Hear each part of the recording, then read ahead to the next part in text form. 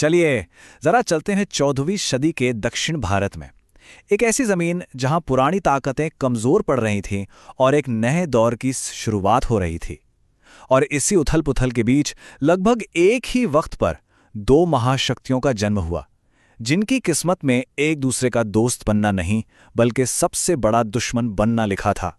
तो सोचने वाली बात यह है कि आखिर कैसे एक ही मिट्टी पर एक ही दशक के अंदर दो इतने बड़े साम्राज्य खड़े हो गए।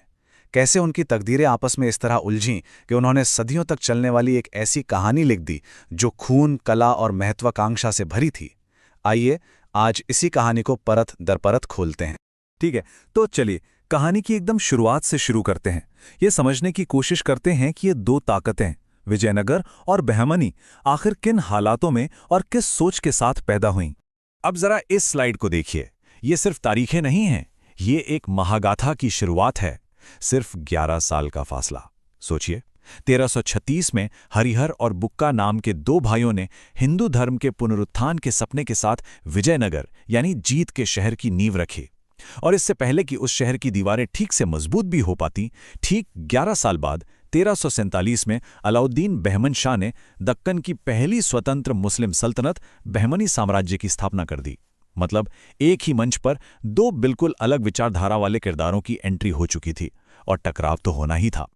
कोई भी साम्राज्य सिर्फ ईंट पत्थरों से नहीं बनता, उसे बनाते हैं महान लोग, महान शासक। तो अब मिलते हैं उन दो चेहरों से जिन्होंने अपने अपने साम्राज्यों को बुलंदियों के शिखर पे पहुंचाया। जब भी विजयनगर की शान और शौकत की बात होती है ना, तो इतिहास के पन्नों से एक ही नाम गूंजता है, कृष्णदेवराय। वो सिर्फ एक राजा नहीं थे, वो विजयनगर की आत्मा का प्रतीक थे, एक अजेय योद्धा और कला के सबसे बड़े पारखी। जरा सोचिए, एक ऐसा राजा जो युद्ध के मैदान में दुश्मनों के छक्के छुड़ा दे और शाम को बैठकर तेलुगु में एक महाकाव्य लिख दे। वो थे कृष्णदेवराय। उनका 20 साल का शासन 1509 से 1529 तक विजयनगर का गोल्डन एज कहलाता है। उन्होंने अपने सबसे बड़े दुश्मन बहमनी सल्तनत को कई बार हराया, लेकिन उनकी असली पहचान थी कला को दिया गया उनका संरक्षण।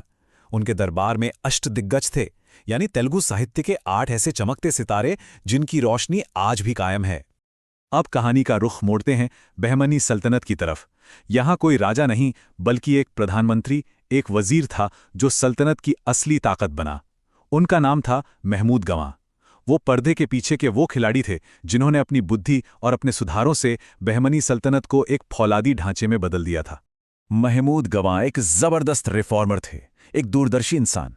उन्होंने पूरे साम्राज्य को 8 हिस्सों में बांटकर एडमिनिस्ट्रेशन को एकदम चुस्त दुरुस्त कर दिया, सेना को मॉडर्न बनाया और टैक्स सिस्टम ऐसा बनाया कि किसानों पर बोझ कम हो। लेकिन उनका सबसे बड़ा काम था बीदर में एक शानदार यूनिवर्सिटी, एक मदरसा बनवाना। यह दिखाता है कि वो जानते थे कि असली ताकत तलवार में नहीं, ज्ञान में होती है।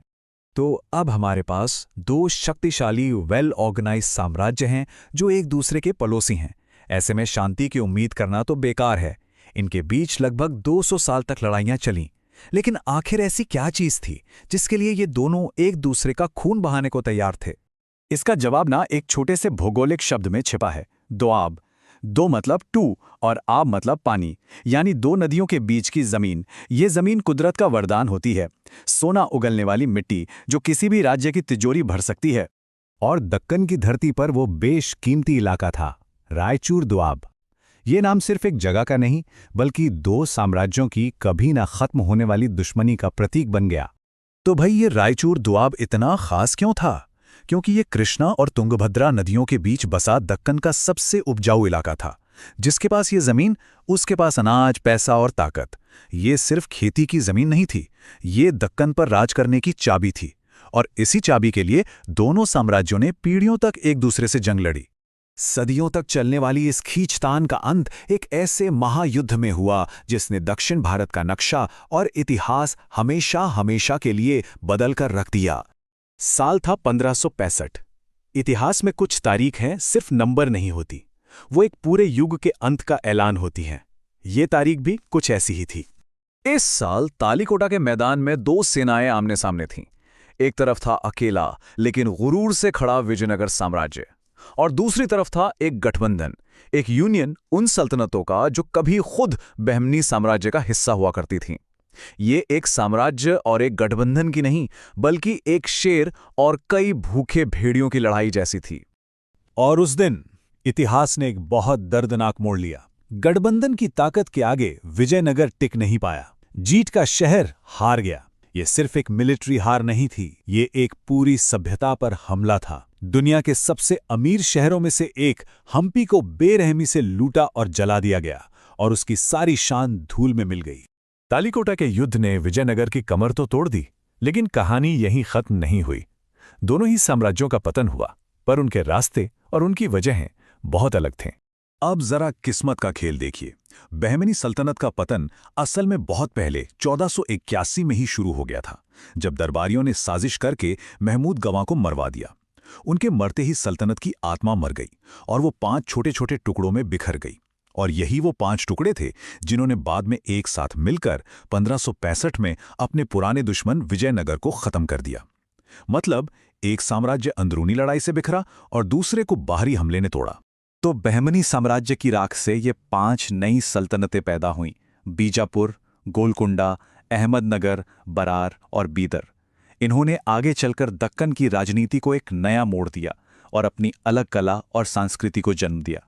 लेकिन साम्राज्य भले ही मिट जाएं, उनकी विरासत हमेशा जिंदा रहती है।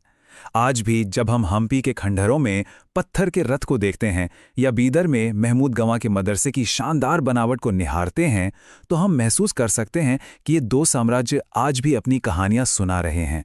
उनकी छाप इस धरती पर अमिट है।